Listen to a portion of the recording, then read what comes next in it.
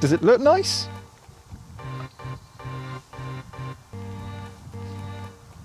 Is it? Would you like to come through? You're a very short horse. I love big, cheap family cars. They're practical, comfortable, and often come with enough toys to keep you and your 2.5 children occupied on a sightseeing trip to Barnard Castle. The car I'm driving today, the Hyundai Santa Fe, used to be a cheap car, but with prices now starting at nearly £40,000, it's no longer a budget 7-seater. The question I'm here to ask though is, does a bigger price tag mean a better family mobile? Controversial opinion alert. I think the Santa Fe could be the best looking car in Hyundai's range. I know, crazy opinion to have, but I just like the way it looks. It's got a really nice LED headlight design, which doesn't look like it's trying too hard to be aggressive, but certainly gives the car a bit of meanness. And I like this chrome effect just above the grille. And the grille itself is big enough to show that this is the flagship model, but it's not ridiculously huge. The rest of the car is pretty standard SUV with your plastic surrounds on the wheel arches and the chrome lip just above the bottom of the skirt. You've also got a little spoiler at the back to kind of emphasise the sport in SUV, I guess. Now there are quite a few colours to choose from, but when I went on the configurator, the green was just a greeny grey, then you've got a bronze, which is more of a bronzy grey, then you've got this, which is a dark grey, and then there's a silver, which is just a lighter shade of grey anyway, really, isn't it? One of the reasons why you buy a big car is for a massive boot, and the Hyundai Santa Fe's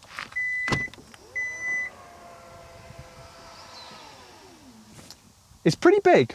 Now it's not class leading. If you want the biggest boot on the market, you'll want to look more towards the Skoda Kodiaq, but it's still absolutely massive. You'll be able to fit a lot of suitcases and school bags, and if you're moving house, well, you could probably use this as a support truck. There's a little bit more storage under the floor. Now in most cars you'd usually get a few little compartments under here that you can put some overflow shopping in, but in the Santa Fe you can actually put the car's load cover. Pretty nifty. Space is still pretty good with the rear seats in place, so if you're a single parent you could take your 6 children on a shopping trip and get all of the groceries in the back. The range kicks off at £39,400 for the Santa Fe Premium, which comes loaded with pretty much everything you could ask for. You'll get an 8-inch infotainment display, reversing camera, a decent 10-speaker sound system, and a suite of semi-autonomous driving aids. Upgrading to the £44,465 Premium SE gets you 19-inch wheels, a head-up display, and ventilated memory seats. So yeah, the entry-level Premium is the one to go for. Now, I'm not the biggest fan of Hyundai's interiors. They often feel a little bit cheap and a little bit plasticky, and even though they're more on the budget end of the market, it's always nice when a car maker makes you feel special even though you've not spent a lot of money. The Santa Fe, however, is a huge improvement on what I've seen from Hyundai before. So, for instance, the top of the dashboard is covered in a nice soft touch plastic, and we also have leather around the steering wheel, in front of the passenger, and also here on the armrest. We also get it on the doors and on the center console too. There are some harder plastics, but it's all in areas that you either won't be touching or you can't see. For instance, around here on the center console, it's a little bit scratchy, and down here on the door, but it's not too bad. Now, because it's a family car, you're going to want to store a lot of stuff, and thankfully the Santa Fe has you covered. So we've got 2 pretty big cup holders in the center console here. We've also got a little tray of where you could store the car keys. Under here is a nice big bin for you to play with, and also a removable tray. Not really sure what you can do with the tray, but you've got it and you can do whatever you want with it. Down here you've got somewhere to store your phone while you're charging it, and it doesn't matter which trim option you go for because they both come with a wireless charger down there. Connectivity wise, you've got 2 USB connections, one in the center there and also one under a cap. There's also a 12-volt charger and an auxiliary input. There's also a little kind of tray in front of the passenger, so if they want to store a phone there, they can do. And you've also got storage in the door bins, which are big enough to take a pretty big drink. Technology is pretty decent in here because it doesn't really matter which trim you go for. They all come fully loaded. The only difference between a Premium and a Premium SE that I could find anyway is the head-up display. Aside from that, you've got a nicely sized touchscreen infotainment system in the centre of the dash, which has a mix of both touchscreen controls and physical buttons, which I absolutely love, because when everything is controlled by a touchscreen, it can just be so fiddly and distracting. Anyway, the system is actually really sharp and really responsive. So if again, swiping between screens, there's no lag whatsoever. The same goes for if you're on the sat-nav screen and you're wanting to find somewhere. That's always a really good sign of a good system if you can drag your finger around and there's no delay whatsoever. The good news is the system comes with Apple CarPlay and Android Auto as standard, so if you're not happy with the system that Hyundai gives you, you can just plug in your smartphone. Topping it all off is a hybrid instrument cluster, so it's both analog and digital. Now, when I reviewed a similar system in the Kia e-Niro, I hated it because I thought it was a complete mess. Weird black bar in the info menu, which almost looks like the display has slightly broken. But the one on the Santa Fe is really nice. It's sharp, it's colourful, and most importantly, it's intuitive to use. The good news with the Santa Fe is that it comes with leather seats, so cleaning up will be a doddle if your toddler decides to smear jam all across the back bench. Headroom is something you won't need to worry about in the Santa Fe. I am 180 centimetres and I still have at least 10 centimetres still to go, maybe a little bit more. There is loads of legroom as well. I've got the front seat in my driving position and there's loads still to go. So if you're 7 foot, what you could do is just slouch and then look, you've got way more headroom now. The transmission tunnel is so small you'll barely notice it, and if nobody sat in the centre, you can pull this down and you've got an armrest with 2 cup holders. If you've got kids in the back, there are ISOFIX points tucked within the seat itself, so you have to feel around a little bit. And there's also a fixture on the back of the passenger seat as well. Connectivity is really good because you've got 2 USB chargers down here and also an AC outlet as well. You'll need an adapter to switch it over to the UK, but that is really handy. There's also a little tray up here as well if you filled the seat nets and the door bins, and on Premium SE models you get a sunblind, which is... yeah. There. Getting in the back is really simple because the seats are motorised. All you have to do is press a little button on the top and the seat will move forward. Now that I'm back here, I'm amazed of how much room I've got. Yeah, you won't want to sit back here if you're over 6 foot, but again, as someone that's 180 centimetres, I'm doing all right back here. Legroom isn't too bad either, in all fairness, and there are some creature comforts. I've got 2 cup holders back here and a little dial to adjust the air conditioning. Choosing an engine could not be more simple because there's only one to choose from.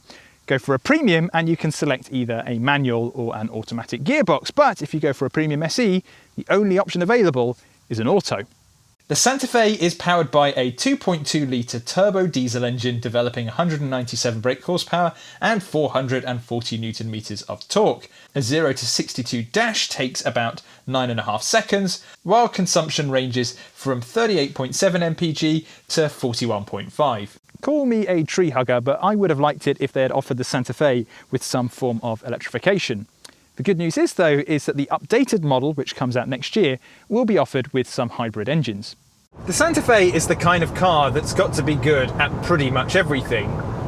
Let's say you're going on a family holiday to Cornwall. The car's got to both be a brilliant motorway cruiser, and when you get to your destination, it's got to work really well on the twisty and windy country lanes of southwest England. With that in mind, I wanted to do a similar thing with the Santa Fe, spend a bit of time with it on the motorway and also potter about some country lanes for a couple of hours. So let's kick things off with MPG. Hyundai claims that on this model, the Premium SE, you can expect a combined MPG of about 38. However, with my mix of motorway and country lane driving, I managed to average 41.8. which isn't too bad. It's not going to blow away the competition, but it's always nice to get an MPG that's higher than the one that's claimed. While cruising along the motorway, the Santa Fe is just as good as any other 7-seater SUV. it's quiet, it feels refined, and it's easy to pick up some speed if you want to pull off a quick overtake. When driving around town, the experience is pretty much the same. It's relatively quiet unless you put your foot down to pull away from a set of traffic lights. Then the diesel engine becomes a little bit more vocal. It's by no means bad, it just sounds a little bit grumbly and a tad rattly. I thought that might change if I put it into a different driving mode. And there are 4 to choose from. You've got Comfort, Sport, Eco and Smart. However, can't tell the difference with any of them, in all fairness. In Sport, the car doesn't feel any faster or responsive, and in Comfort, it doesn't feel any more comfortable. They all feel largely exactly the same. So you might as well just leave it in Eco all of the time, because I presume that's going to sip the least amount of fuel. You've also got some neat semi-autonomous features at your disposal when cruising on a motorway. So at the moment, I've got the active cruise control on, and what that'll do is I set the speed to 70 miles an hour, and if the car in front of me slows down, I'll gradually slow down as well. So it prevents me from leaving it at 70 and just piling into the back of them. There's also lane keep assistance as well, so when you're going around gradual corners, the steering just gently moves within your hand. In terms of dynamics, something you don't really talk about when discussing a 7-seater SUV, the suspension is very good at ironing out little bumps, and it's not going to throw you up in the air every time you go over a sleeping policeman. Steering is pretty good. This isn't a hot hatch, so it doesn't need to be brimming with feel, but it's nicely weighted and gives you a good idea of what the wheels are doing. The only gripe that I have, and it is a small gripe, is with the pedals. Now, both the accelerator and the brake, there seems to be a really obscure dead zone of where very little happens with the first 30% of travel. So you put your foot on the accelerator and nothing really happens until you get beyond that 30% mark, and then all of a sudden you get the full whack of the engine. And it's the same with the brakes. Nothing really happens when you just touch the brake pedal, but then get beyond 30% and all of a sudden you're leaning forward. Now I know it's pretty obvious, put your foot down on the accelerator and you'll go faster, and put your foot down on the brake and you'll stop. But it almost feels like a little bit of a switch. If you're already in love with the Santa Fe, you might be able to look around it. However, after driving it every day for a week, I'm not all that fond of it. So the big question is, should you go out and buy a Hyundai Santa Fe? Well, it no longer feels like the bargain 7-seater that it used to be. And I would say that's quite a good thing. There is a noticeable improvement in the cockpit, and it feels as though you're in a more premium product. If you're after a cheap 7-seater car, you're probably better off looking at something like a Skoda Kodiaq. But if you want something that has a bit more of a premium feel to it, and you don't quite have the budget to go up to something like an Audi Q7 or a BMW X7, then this might be the car to go for. Before you head to your local Hyundai dealer to pick up a brand new Santa Fe, it's worth noting that there's an updated model coming out next year. Now that one will be mechanically pretty much exactly the same as the one that you see here, although there are some minor differences, like a more glitzy front end, and you'll also be able to pick up a plug-in hybrid variant as well. But with an updated model on the horizon, now could be the perfect time to pick up a bit of a bargain. You can head over to YesAuto.com to check out all the latest deals that we've got on Hyundai Santa Fe's, and you can also compare it with other 7-seater SUVs too. And why not subscribe to the YouTube channel, because we've got more in-depth reviews like this and some slightly ridiculous ones as well. I'm Cam Tate, see you in the next one.